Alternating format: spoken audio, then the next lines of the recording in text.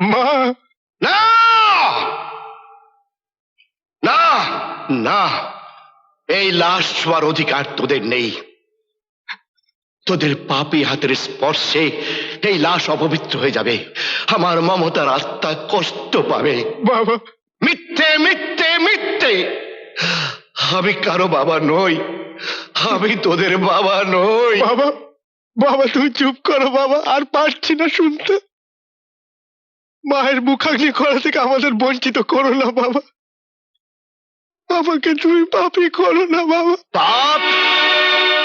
আরে বেঈমান, এই বেঈমান, বেঁচে থাকতে যখন অত্যাচারে অত্যাচারে তোদের মাকে পঙ্গু করে দিয়েছিলিস তখন পাপ হয়নি?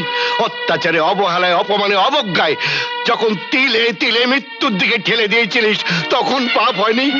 আজ আজ এই মৃতদেহ ছুলে কি তোদের সব পাপ ধুয়ে মুছে যাবে ভেবেছিস? বাবা, 30 বছর, 30 বছরের হিসেব রক্ষক এই রাজনারায়ণ দত্ত অফিসের খাতায় নির্ভুল অঙ্ক কষে গেছে, কিন্তু তার জীবনের খাতায়, তার সংসারের খাতায় যে হিসেবের গরমিল হয়ে গেল, তার খেসারত দিল আমার স্ত্রী। ধুকে ধুকে কষ্ট করে একটা অতৃপ্ত বাসনা বুকে নিয়ে চোখের সামনে লাশ হয়ে গেল। বাবা, ঠেলায় নিছিস? হ্যাঁ বাবা। হায় ধর, চলো মমতা, আমরা এই বাড়ি ছেড়ে চলে যাব, তোমার সেই স্বপ্নের শান্তিপুরে চলে যাব।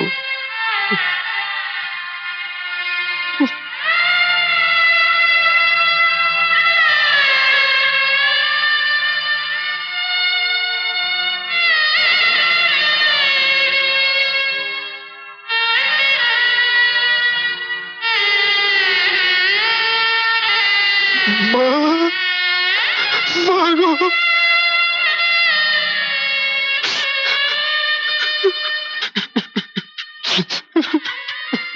এত অস্থির হচ্ছ কেন? বুড়ো হয়েছিলেন, অসুস্থ হয়েছিলেন, মারা গেছেন। মারা গেছে? আমার মা মারা গেছে? না না, আমার মা মারা যায়নি, আমার মা মারা যায়নি। তিল তিল করে তাকে যন্ত্রণা দিয়ে আমি তাকে মেরেছি। ওই নিষ্পাপ বাচ্চাগুলোর মুখের দিকে তাকে আমি তাকে ত্যাগ করিনি। একের পর এক তোর সমস্ত ইচ্ছেগুলোকে পূরণ করেছি, বাবার শেষ সম্বলটুকু পর্যন্ত কেড়ে নিয়েছি, যার কারণে আমার মা দুঃখে দুঃখে মারা গেছে। আজ তোকে আমি শেষ করে দেব। আমাদের সংসারে যত অশান্তির কারণ তুই, কাছে মেরে ফেলবো। আমার জীবন থেকে সুখ শান্তি সবকিছু তোর মনে জ্বালামি বুঝি? তোর মতো ভদ্র শিক্ষিত মেয়ের বেঁচে থাকার কোনো অধিকার নেই।